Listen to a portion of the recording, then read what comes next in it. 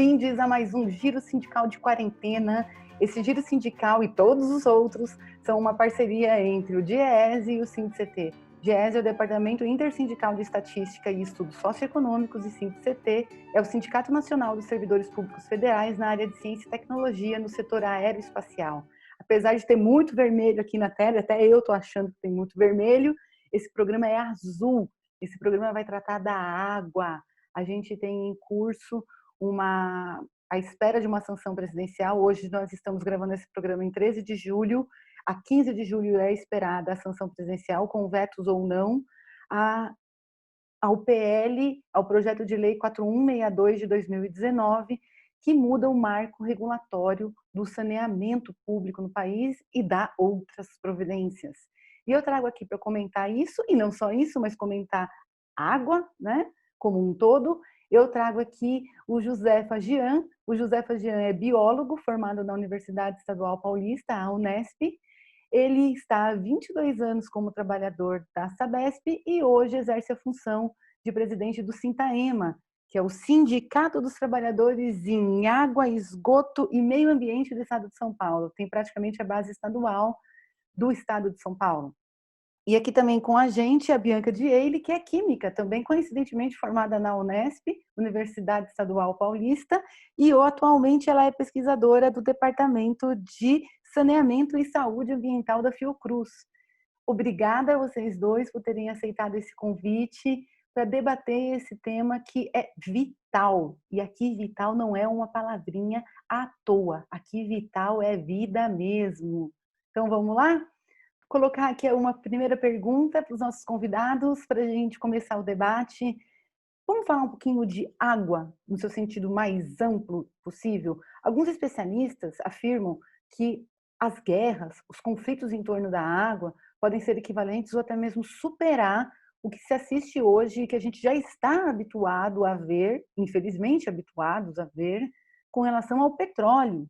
Então, vamos conversar um pouquinho sobre a água de uma maneira bastante ampla e tentar entender além da torneira, né? Ela tem usos, que são usos também que não são só esse para a vida humana, ela tem o uso da agricultura, tem o uso animal, da dessedimentação animal. Vamos começar por isso? Primeiro a Bianca. Esse tema agora está muito quente, porque as disputas pela água estão aumentando e a nossa disponibilidade de água boa está diminuindo. Não quer dizer que a água vai acabar, mas quer dizer que a água que a gente consegue consumir ou que a gente consegue consumir de forma a não atrapalhar a nossa saúde está reduzida.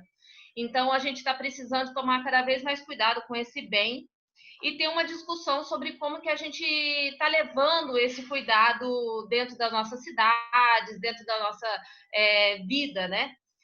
Eu venho de uma discussão sobre água há muito tempo, já trabalhei em estação de tratamento de água, agora eu trabalho majoritariamente com pessoas que não têm água.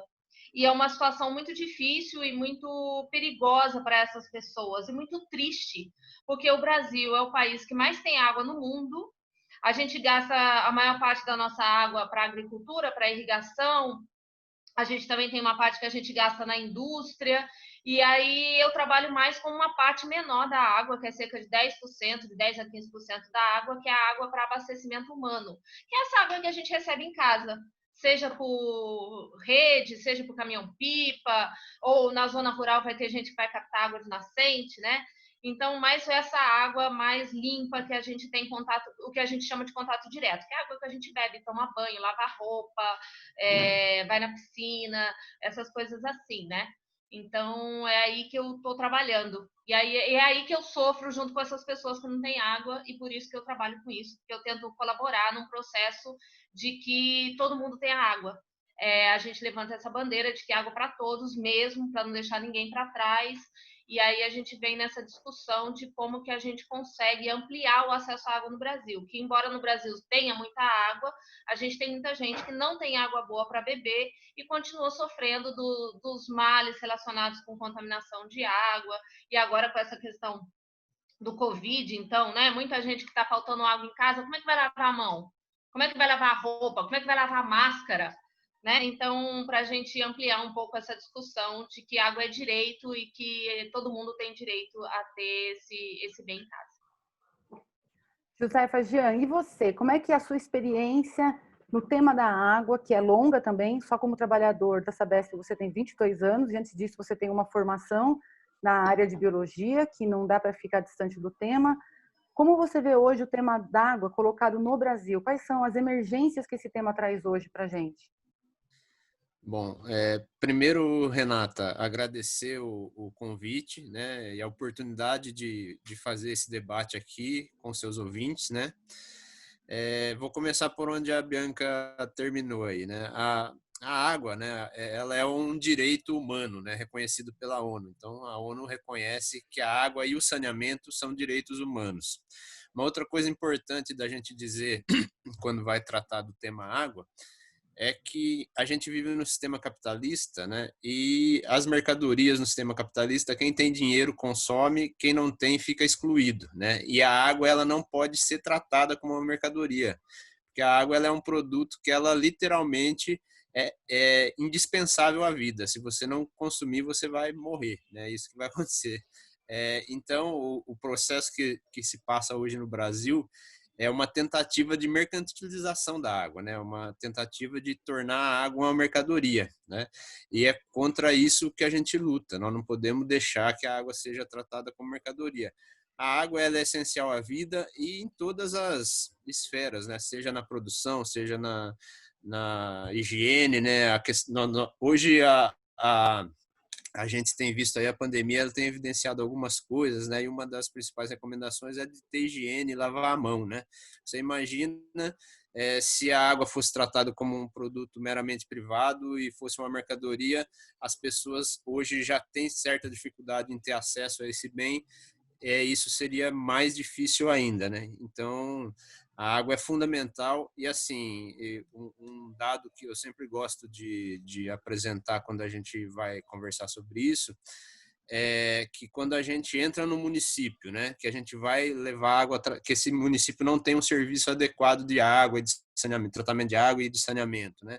E a gente realiza, né, esse serviço e a população passa a ter uma água de qualidade, a população passa a ter um saneamento adequado, o primeiro indicador que modifica é o de mortalidade infantil. É fantástico você olhar, né? E aí a gente vai ver dados, né? Uma coisa tão simples para a gente que está na região mais desenvolvida do país. Às vezes você abre a torneira, você não tem noção de onde veio aquela água, o que aquilo significa, né? Mas você vê que hoje no mundo, eu estava vendo alguns dados da ONU, 13,5% das mortes em crianças menores de 5 anos, elas decorrem de doenças de veiculação hídrica, quer dizer, uma coisa que você, com medidas simples ali, poderia evitar uma quantidade imensa de mortes, 120 milhões de adoecimentos, né? Também por doenças de veiculação hídrica. Então, a importância da água ela é essa, né? Primeiro, em todas as esferas, inclusive econômicas, né, na produção, todo o processo você vai produzir de foguete a palito de fósforo, no processo de produção você vai usar água em algum ponto do processo. E a produção de comida, né? Pouca gente nota isso, né? Mas quando você exporta carne, por exemplo, o Brasil é um grande exportador de carne, um grande exportador de soja. Você está exportando empacotado junto ali toneladas de água, né? Que é a água que você precisa para produzir a soja, a água que você precisa para produzir o boi, né? E o uso mais nobre da água, que é realmente o consumo humano, né? De você ter que tomar aí pelo menos 2 litros de água por dia, senão você vai virar óbito, né? E água com qualidade, porque senão ela também, se você toma água sem uma boa qualidade, você pode ficar doente. Um pouco isso, para começar a conversa. Bastante coisa. É bastante Né? coisa. A Bianca falou que hoje ela trabalha prioritariamente com as pessoas que não têm acesso à água. Segundo dados do próprio governo federal, 35 milhões de pessoas não têm água em casa e 100 milhões, que é um pouco menos da metade de toda a população brasileira, não tem saneamento. Não tem a destinação correta e regular, mais apropriada do uso da água. O Fagian colocou a água como direito. E eu acho que a gente precisa esclarecer um pouquinho mais essa questão entre o que é o direito e o que é a mercadoria. As pessoas, elas recebem uma conta. E quando elas recebem essa conta, existe existe uma narrativa, existe uma imaginação de que a água ela já está sendo paga, de que as pessoas já estão comprando água. Então, quando falam para as pessoas privatizar a água, isso às vezes não é muito claro para uma grande parte da população, que imagina, poxa, mas eu já pago a água para mim não é de graça, que existe toda uma relação entre se é público, é de graça, se é privada, é paga, como eu já pago a água, isso não me afeta. Então, acho que essas coisas são importantes para a discussão no marco em que a gente está hoje, principalmente legal que a gente vai entrar aqui da questão da água. E eu queria que vocês falassem um pouquinho sobre isso também. E no meio dessa discussão, vamos entrar, né, no PL 4162, que chegou no Congresso Nacional em dezembro de 2019, que ele já é fruto de uma longa história sobre os usos, sobre como o poder público no Brasil vem encarando a questão da água, a questão de de que bem é esse, como ele deve ser explorado. Isso é importante, porque alguém precisa tirar a água de onde ela está para fazer ela chegar nas nossas casas, e isso tudo passa por um processo econômico e político, que é o marco legal.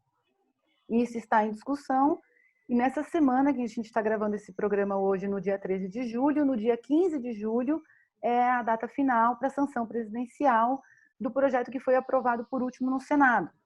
Vamos falar um pouquinho desse projeto? Eu queria também que vocês não deixassem de tocar nessa questão, que eu acho que é importante para o público. Eu recebo uma conta de água, eu já não estou pagando a água, né? Vamos começar de novo com a Bianca? Pode ser? Bora. Eu acho que para a gente imaginar como que a água pode ser uma mercadoria e como o mercado pode se apossar dela, um bom exemplo é a questão da água mineral. Aqui no Rio de Janeiro nós tivemos um problema com a qualidade da água do sistema de distribuição do começo do ano até fevereiro, mais ou menos, e aí a venda de água mineral explodiu. E não só explodiu a quantidade, mas o preço da água mineral aumentou muito. Então, a água mineral é um bom exemplo de como a água de como o mercado se comporta no momento de escassez de água. Ele vai aumentar o preço de forma a reduzir o acesso a essa água. Então, foi muito triste a gente ver isso acontecendo. Isso também acontece em momentos de desastres naturais ou não, né? Mariana, aconteceu isso. Aqui na região serrana do Rio de Janeiro, quando teve problemas com a questão de deslizamentos e comunidades que ficaram sem poder usar água e tal, o preço da água mineral foi lá em cima. Então, é uma coisa que nós deveríamos observar mais, de como a água de rede, ou pelo menos a água que vem de um serviço público, ela é muito mais barata e ela garante que todos tenham água, né? A questão de como que a gente vê essa questão do PL, como é que ele surge, é muito triste ver que o PL passa exatamente nesse momento de pandemia, né? Quando tantas pessoas estão sem água e estão sem acesso a esse bem.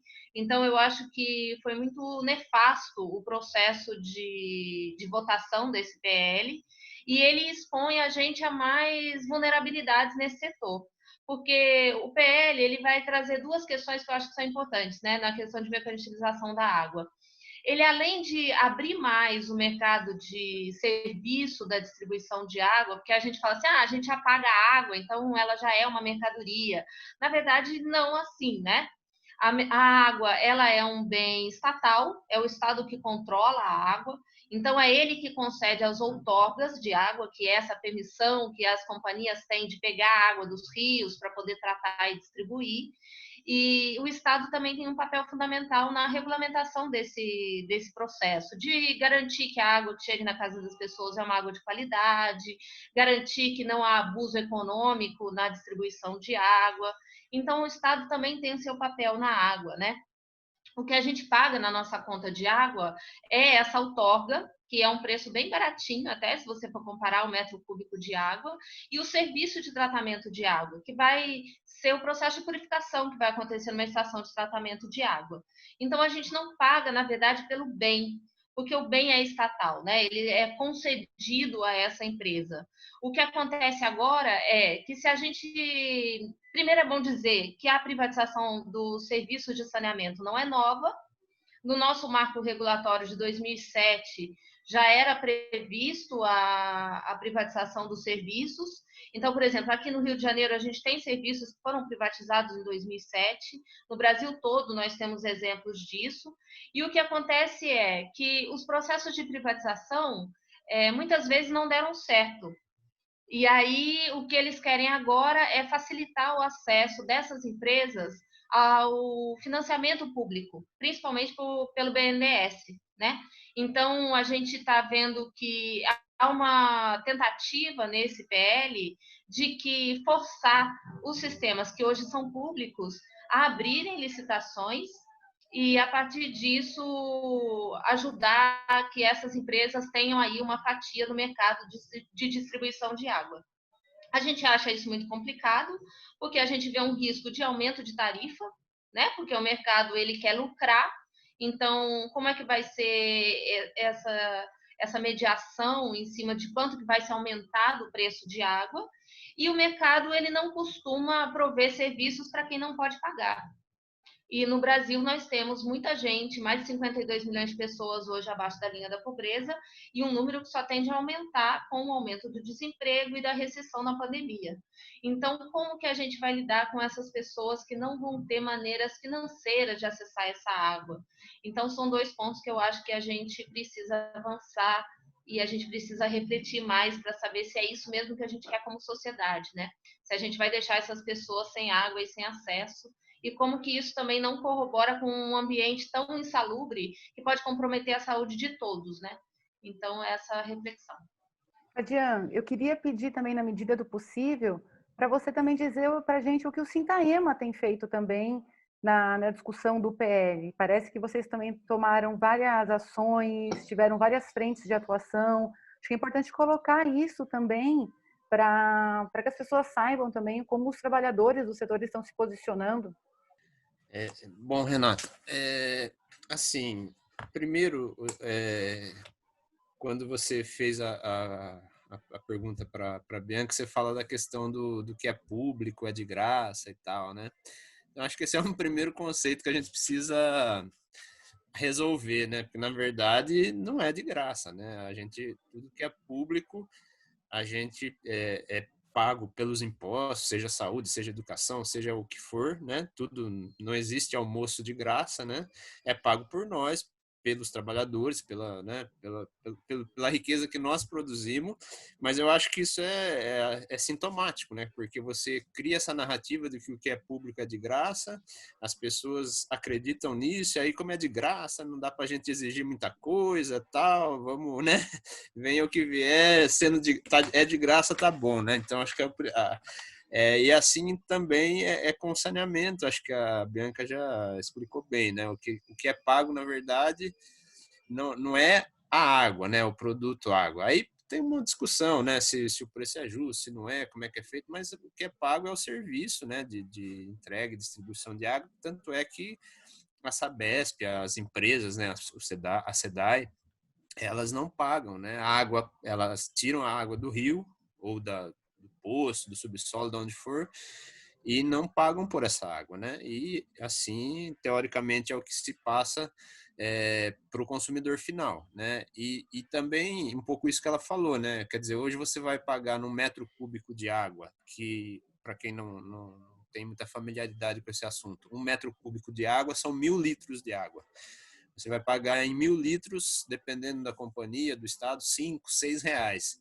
É o que você paga em uma garrafa de água no bar, né? De 1 litro. Então, só para a gente ter a ideia do preço disso, né? Então, isso é uma primeira coisa.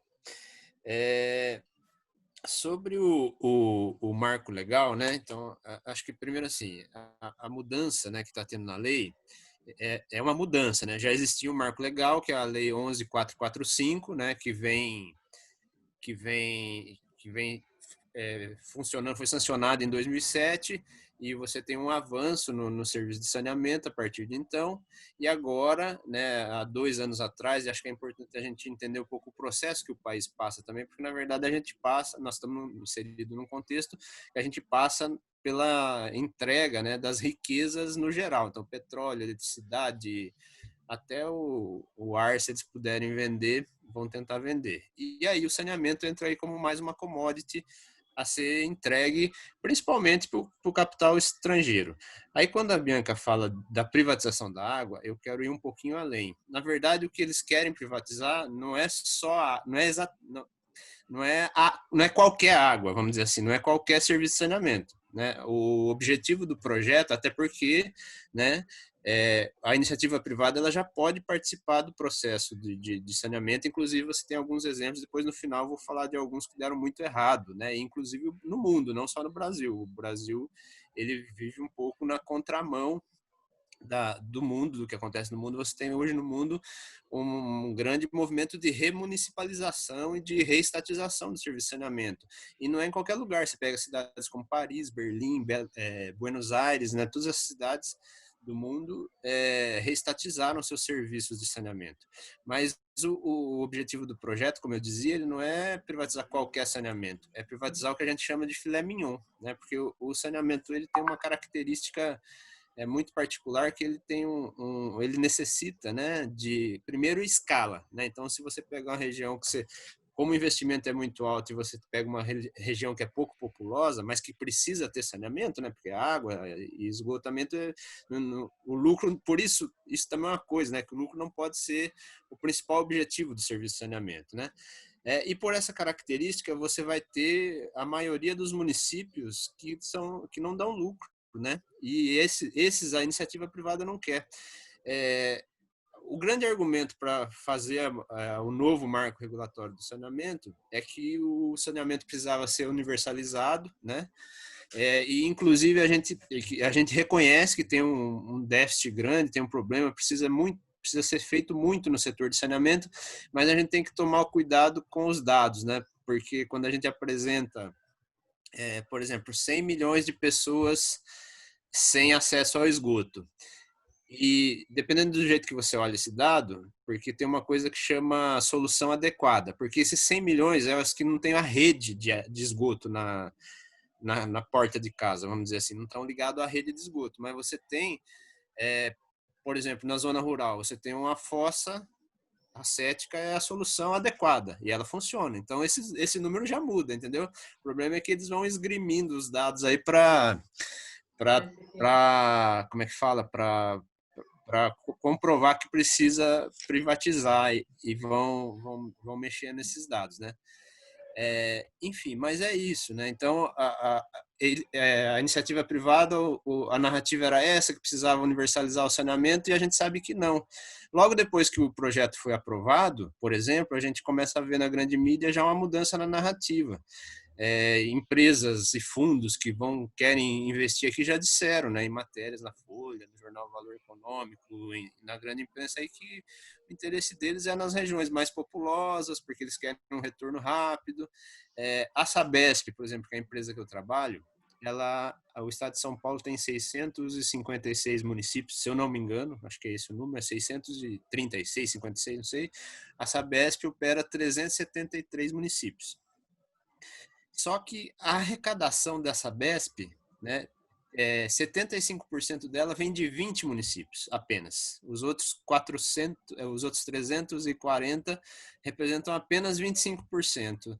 Então, os fundos já disseram que eles querem justamente esses 20 municípios, né? E aí, porque aí o que acontece, né? Quando o serviço é privado, o objetivo é o lucro, né? Então, o cara quer explorar o máximo para poder ter lucro. Quando a empresa é pública, e a Sabesp já é uma empresa que não é totalmente pública, é uma empresa de economia mista, inclusive tem acionistas, negociação na bolsa, paga dividendos, mas ainda assim a gente tem um mecanismo que chama subsídio cruzado, que é o quê?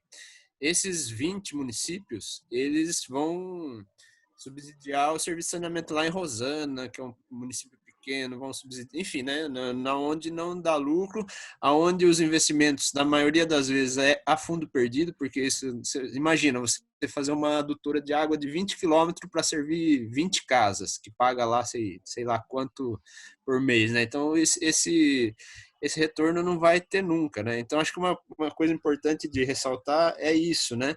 E, assim, para encerrar essa parte aqui, quando a gente fala de de tornar a água mercadoria, a gente está falando de saneamento. Lógico que a água está dentro, mas está falando de água tratada e esgoto sanitário. E a questão das outorgas, que a Bianca bem lembra, o senador Tássio Gereissati, que é do Ceará, né? Ele foi governador de Ceará e tal. E para quem não sabe, ele foi o relator no Senado, né? Foi relator da reforma da Previdência e agora foi relator desse projeto do 4162, né? Então ele está deixando várias coisas boas aí para o povo brasileiro, né? E o Tássio Gereissati, ele é dono, a família dele é dono de um grupo que é o maior engarrafador de Coca-Cola no Brasil. E acho que talvez na América Latina, mas no Brasil com certeza. Inclusive o companheiro lá do Rio, me fugiu agora o nome do deputado, eu apelido ele de senador Coca-Cola. E ele tem um projeto de lei que aí a gente chama atenção também, que vocês não se assustem se esse projeto de lei voltar a ser discutido muito rapidamente, que é um projeto de lei de 2017, que é o 495 de 2017. Esse projeto de lei, ele cria o mercado da água, que aí sim é literalmente tornar a água uma mercadoria. O que esse projeto de lei pretende? Então, vamos supor lá que a empresa do Tássio Gereissati no Ceará tem uma outorga para extrair, sei lá, 50 milhões de litros por mês para produzir Coca-Cola, né? Aí, no mês de janeiro, a produção foi fraca, ele extraiu só 40 milhões de litros. Então, sobrou 10 milhões da outorga dele. Ele quer poder vender essa água, né? Para os Estados Unidos, para a China, para quem quer que seja. E aí a água é dele, passa a ser propriedade privada. A gente tem, por exemplo, o Chile, né? Que o ministro Guedes adora usar como referência, né? Lá no Chile a água foi privatizada, né? Então, você vê que famílias, o rio passa dentro da propriedade e ele é do dono da fazenda. Ele pode vender aquela água, ele pode fazer uma barragem ali, vender, pode, enfim, fica de herança, né, para o filho, para a próxima geração. Então, a água é propriedade privada e a grande parte da população fica excluída, né, de ter acesso a esse recurso. Então, um pouco isso. E, desculpa, você falou das ações que a gente tem feito, né? Então, a gente já tem feito esse debate há mais de 2 anos, na verdade, né? Em 2018, teve o Fórum Mundial da Água aqui no Brasil, não por acaso, né? Percebo, né? Fórum Mundial da Água, patrocinado pela Coca-Cola, pela Nestlé, pela Ambev, empresas, né, multinacionais que têm interesse gigantesco na água. E essa luta de construir o marco lá atrás, 11445, a gente já participou muito ativamente. Isso é uma discussão muito antiga, a gente tem um acúmulo grande. E aí, em 2018, a gente fez o FAMA, né? Que foi o Fórum Mundial Alternativo das Águas. Trouxemos gente do mundo todo para fazer esse debate. Ele ocorreu, inclusive, simultaneamente lá em Brasília, na mesma cidade, e simultaneamente ao Fórum Mundial da Água, né? E ali a gente já começou, na sequência já veio, porque essa lei ela resulta de duas medidas provisórias, a 844 e a 868. Então já veio a 844, a medida provisória, ali a gente reativou a Frente Nacional em Defesa do Saneamento, criamos um observatório que é o ONDAS, né? Até convido vocês a conhecerem e assim fica como dica chamar algumas pessoas do ONDAS para fazer esse debate aqui com vocês também, que tem muitos companheiros, depois a gente passa o contato. Para que o ONDAS, né? Para que o observatório? Justamente para essa questão dos dados que eu disse para vocês, né? Porque você tem lá o Trata Brasil, que é uma referência que produz muito dados sobre o setor. Você vai ver que ele é patrocinado pelas empresas, né? Então é aquela história, né? Quem contrata a banda escolhe a música e a gente precisava, né? Então fizemos o observatório para produzir esses dados nossos, né? E reativamos a frente e fizemos um grande movimento em Brasília, conseguimos derrotar as 2 medidas provisórias, conseguimos ter bastante protagonismo no debate do projeto de lei, a ponto de, dias antes da aprovação do projeto no Senado, o Tássio Gereissati deu uma entrevista na Globo News, onde ele dizia que estava sendo mais difícil aprovar o PL, o novo marco do saneamento do que a reforma da Previdência, né? Então a gente deu bastante trabalho lá, fizemos em São Paulo, no Brasil todo, na verdade, foi uma articulação nacional, as duas principais federações, né, que é a Finatema e a FNU, que de serviços urbanitários, a gente articulou os sindicatos do Brasil todo, conseguimos mandar carta, enfim, para governar. E fizemos um movimento muito amplo, nacional, conseguimos resistir, o que não é brincadeira, por mais de 2 anos, né? Dado o tamanho da desigualdade da correlação de força, né, que a gente enfrentou num processo de golpe, de eleição do governo Bolsonaro, essa coisa toda. É importante dizer que a luta não acabou, né? Para o Sintaema, a gente é um sindicato que a gente acaba extrapolando a questão meramente corporativa, que também é importante, né? Defender o salário, o emprego, até o papel higiênico que falta lá para o trabalhador. Mas a gente faz esse debate da questão do saneamento público, né? Então, para a gente é fundamental manter o saneamento público, porque nós entendemos isso, né? Que não dá para ser tratado como mercadoria, e a gente, enfim, né, tem aí um amplo, a luta vai continuar, né, foi aprovado agora no Senado, vai ser sancionado na quarta-feira, provavelmente a lei, a sanção ela deve trazer algumas modificações que a gente precisa saber quais são, e assim que a gente tiver a lei pronta, finalizada, a gente já vai entrar com as ações diretas de inconstitucionalidade, a gente, o poder concedente ainda é o município, né? Então a nossa luta agora ela se desloca do cenário nacional para o cenário local, né? Seja estado, seja município, para poder manter o serviço de saneamento, porque quem vai sofrer, né? A gente vai ter um processo de privatização dos lucros que o saneamento pode produzir, e um processo de socialização dos prejuízos, que quem vai ser atingido frontalmente vão ser os pequenos municípios, os municípios do interior, a população mais pobre das periferias, porque onde foi privatizado o serviço de saneamento, a qualidade do serviço caiu e a tarifa aumentou. Isso não, a gente não acha que vai acontecer, não. A gente tem certeza que vai acontecer porque está provado por A mais B. E assim, no Brasil a gente já tem alguns exemplos, eu falo na próxima parte que eu já falei demais aqui. Volta a palavra aí para vocês, desculpa. Meu tempo passa muito rápido e a gente tem só mais 4 minutinhos ainda de programa. Então, nesse sentido, eu acho que foi muito bom, né? Vocês falaram bastante, deu bastante elementos para a gente pensar um pouco a questão da água, para além da torneira, para quem tem água na torneira, para além também da conta de água. E eu queria propor para vocês, já também passando para as considerações finais de cada um, se vocês tivessem que escolher, vamos também fazer o exercício da gente imaginar não só as lutas que a gente tem e que a gente precisa travar, a situação caótica que a gente vive, e a gente precisa admitir essa situação para que a gente possa lutar, mas também o que a gente possa construir, o que seria idealmente melhor, necessário, positivo na questão da água. É importante também que a gente tenha esse outro lado, né? Se a gente luta contra isso, mas a gente luta a favor de quê? O que a gente quer? Vocês já falaram, saneamento para todos, mas eu também tenho que valorizar quem está tirado da conta dos 100 milhões, quem tem um tratamento adequado e não está, hoje serviu para inflar os números, né? Para fazer política, mas também existem outras alternativas que não passam realmente pelo grande capital, pelo grande poder econômico, soluções criativas que o povo já dá há muito tempo.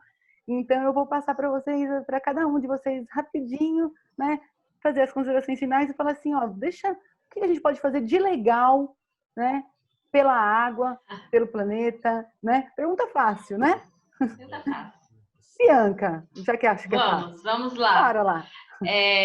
A gente trabalha com uma perspectiva de futuro de que as pessoas têm que serem mais ouvidas no processo de definição, tanto de tratamento quanto de distribuição de água, tratamento de esgoto, e que os grandes projetos em grandes escalas não vão dar conta da universalização. A gente precisa respeitar as peculiaridades dos lugares. Aqui no Rio de Janeiro, por exemplo, a gente tem o Morro da Formiga, e eu vou deixar esse lugar para vocês pesquisarem como informação, que é um lugar que o Estado nunca chegou com abastecimento de água. No entanto, as pessoas se auto-organizaram e hoje eles têm uma distribuição de água que satisfaz aquela realidade dentro dos limites possíveis, né?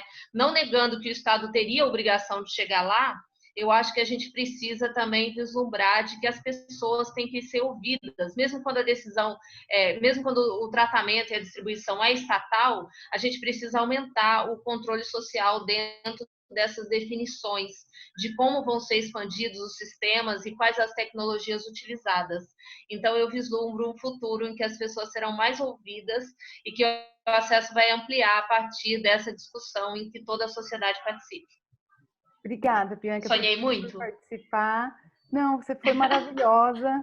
É uma visão que a gente precisa olhar também. E o Fagian tem 1 minutinho para finalizar.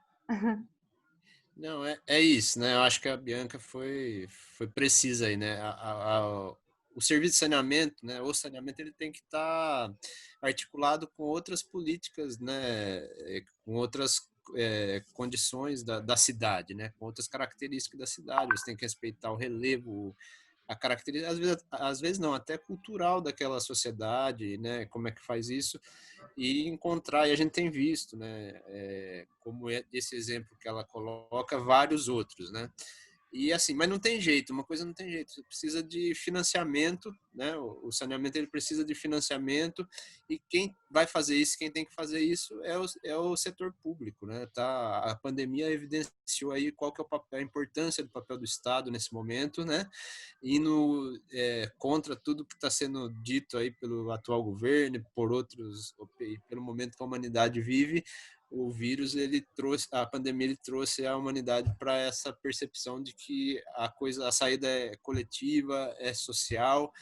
O Estado tem que jogar um papel fundamental e no saneamento não é diferente para que a população da periferia, a população preta, enfim, todo o pessoal que está excluído do serviço de saneamento seja incluído, e isso não tenha dúvida que não vai ser feito pelo setor privado, quem tem que fazer é o público. Primeira coisa que nós temos que fazer no Brasil é revogar a emenda constitucional 95, voltar os investimentos em todos os setores para que o nosso povo possa, né, voltar a sonhar, não, e ter água e saneamento, porque água é vida e saúde, né? É isso.